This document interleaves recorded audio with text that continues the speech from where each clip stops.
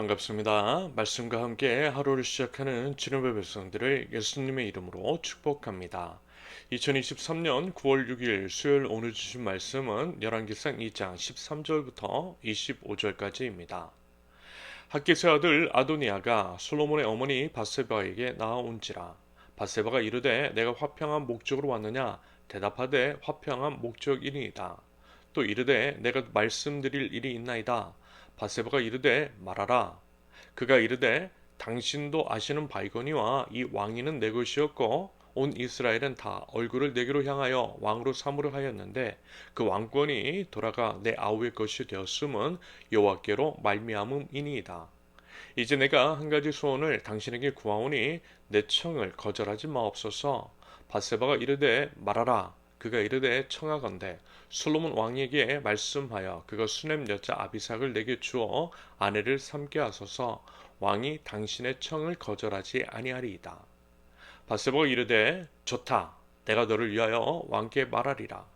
밧세바가 이에 아도니아를 위하여 말하려고 솔로몬 왕에게 이르니 왕이 일어나 영접하여 절한 후에 다시 왕 좌에 앉고 그의 어머니를 위하여 자리를 베푸니 그가 그의 오른쪽에 앉는지라.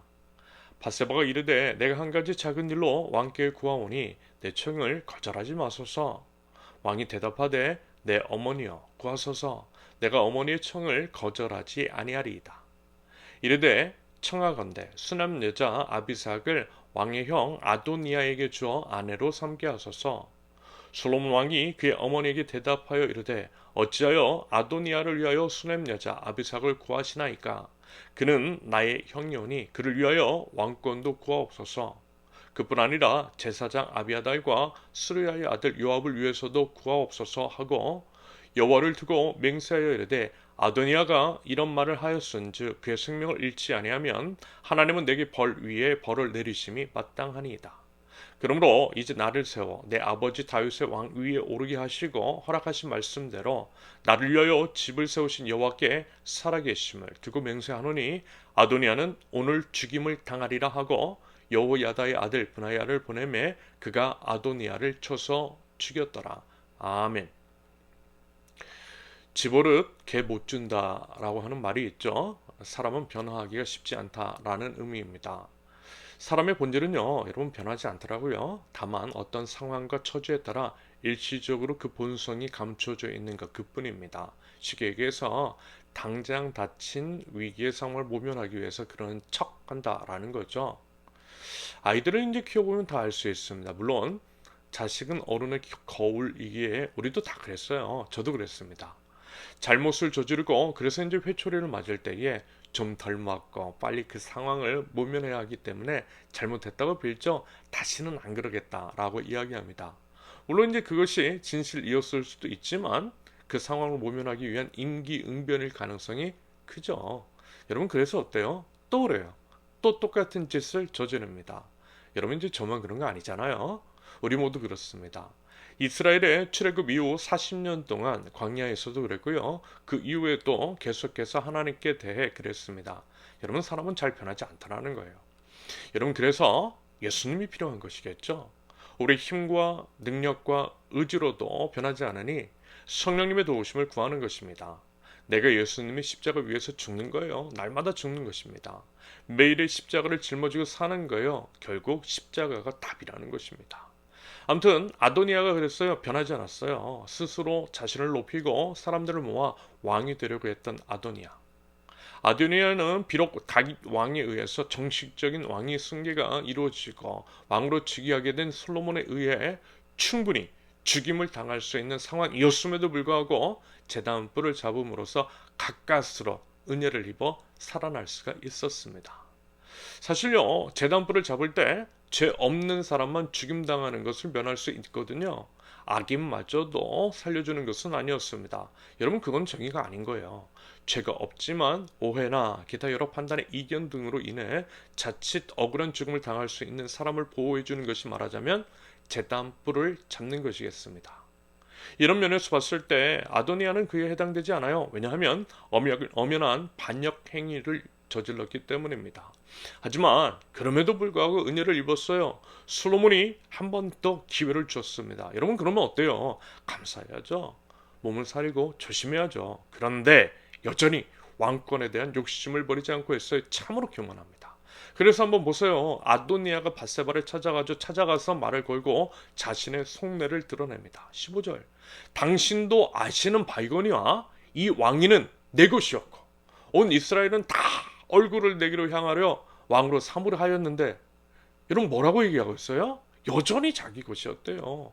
분명 하나님께서 명령하셨고 다윗 왕도 솔로몬이 후계자임을 예전부터 천명했던 것을 모든 사람들이 다 알고 있었는데 왕위가 원래 자기 것이었대요. 이스라엘 사람들도 자기를 왕으로 추대했대요. 그런데 동생 솔로몬이 왕이 되었다라는 것입니다. 끝까지 솔로몬을 인정하지 않고 있는 거죠. 그러면서 이제 참으로 어처구니 없는 제안을 합니다. 다윗 왕의 마지막 순간에 함께했던 아비삭, 젊은 처녀 아비삭을 자기 자신에게 달래요. 밧세바 보고 솔로몬에게 가서 그렇게 좀 얘기해달라고 부탁합니다. 여러분, 그러면 이것, 다시 말해서 아도니아가 아비삭을 달라고 했던 이유, 여러분 그 속내는 과연 무엇이었을까요? 일단 이제 아비삭이 예뻤다라고 하죠. 심히 아름다웠다라고 성경은 묘사합니다. 얼마나 아름다웠으면 심히라고 하는 말까지 그렇게 이제 기록해 놓았겠습니까? 그러므로 아비삭의 외모에 반해 그녀를 취하고자 하는 마음이 있었을 수 있죠.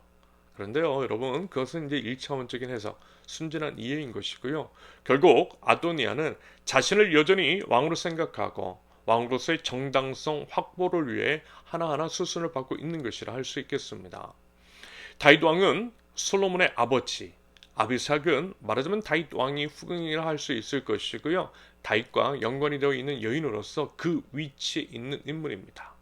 그러므로 아도니아가 아비삭을 취한다라고 한다면 아도니아가 다윗 왕과 동일한 위치를 점할 수도 있다라고 생각했던 것이겠죠. 아버지의 부인을 차지했으니 아버지의 위치라는 논리가 위치에 맞다라고 하는 그런 논리가 성립될 수 있는 것입니다. 이와 같은 이유로 자신이 솔로몬 위에 있으며 솔로몬 앞에 자기 자신이 왕이 되어야 한다라고 하는 것을 주장하려는 정치적인 노림수가 있었던 것으로 해석될 수 있겠습니다.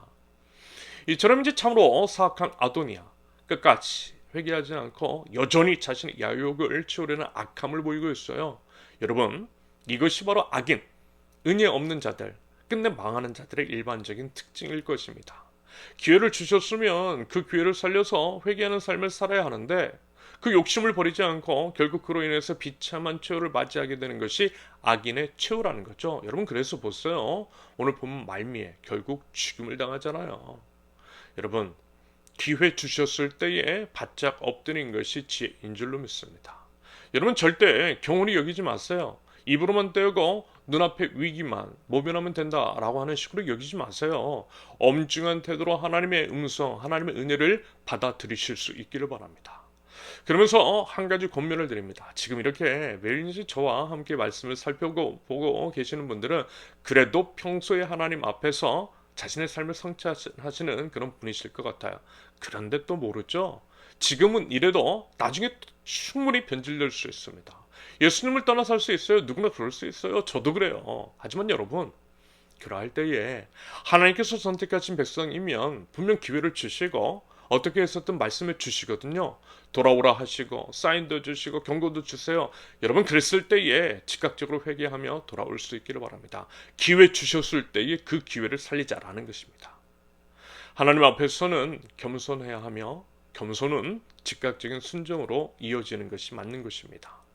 입술로만 회개하는 것이 아니라 모든 삶으로 삶의 변화로 진정한 회개의 삶을 살아갈 때에 우리에게 생명이 임하는 줄로 믿습니다. 여러분 누차 말씀을 드리지만요.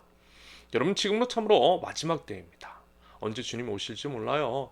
제발 그리고 이제 부디 하나님께서 기회를 주셨을 때 아직은 기회가 남아있을 때에 주님께 돌이킬 줄 아는 저와 여러분들이 되실 수 있기를 바랍니다. 마지막으로 이제 밧세바의 태도. 밧세바는 아도니아의 이야기를 듣고서 아무런 대꾸도 하지 않고 오히려 이제 좋다라고 생각하며 자신의 아들 솔로몬에게 아도니아를 대변합니다. 무슨 얘기죠? 밧세바는 한마디로 분별력이 없었던 것 같습니다. 아도니아의 악한 속셈을 읽지 못했던 거예요. 좋은 게 좋은 거지라고 하는 식으로 이 사안을 아주 간단하고 가볍게 여겼습니다. 여러분 우리도 이럴 수 있어요. 충분히 그럴 수 있습니다. 그렇게 될 수 있는 이유 중 하나는 악한 자들, 사단 마귀가 그렇게 이제 교묘하기 때문입니다. 절대 속내를 드러내지 않아요. 양의 탈을 쓴 늑대입니다. 글쎄요. 지금 이제 한국 상황, 이제 교회 그리고 이제 적지 않은 교인들을 보면 마치 밧세바 같아요. 정치인들, 종교 기숙자들의 교활한 혀에 놀아나고 있어 보입니다. 그래서 자신도 모르게 혐오, 차별, 소외, 폭력이 앞장서죠. 악을 맹종하면서 그것이 마치 거룩한 하나님의 일인 것처럼 착각합니다. 결국 뭐냐면요. 분별의 문제입니다. 여러분 제발 분별력 있는 하나님 나라 백성들이 되실 수 있기를 바랍니다. 마지막 때일수록 더욱 깨어서 분별해야만 합니다. 그래야 살 수 있어요. 부디 하나님께서 이제 분별의 영을 부어주셔서 선과 악을 제대로 분별할 줄 알고 제발요 악의 도구로 이용당하지 않는 거룩한 하나님 나라 백성들 저 여러분들이 모두 되실 수 있기를 예수님의 이름으로 축원합니다. 함께 기도합니다. 하나님, 저에게 분별의 영을 허락하여 주시옵소서. 선과 악을 제대로 분별하고 악의 교묘한 게임에 놀아나지 않는 저희가 될 수 있도록 하나님 저희 눈과 생각과 마음을 지켜 주시옵소서. 하나님 저희들에게 기회 주셨을 때에 하나님 앞에 겸손하기를 원합니다. 하나님의 음성에 늘 귀를 기울이는 삶을 살게 하시며 그 음성에 기민하게 반응을 할 줄 알고 순종으로서 저희들의 믿음을 드러낼 줄 아는 지혜를 허락하여 주시옵소서. 예수님의 이름으로 기도합니다. 아멘. 하나님께서 오늘 주신 말씀과 각자의 기도 제목을 놓고 우리 잠시 기도하겠습니다.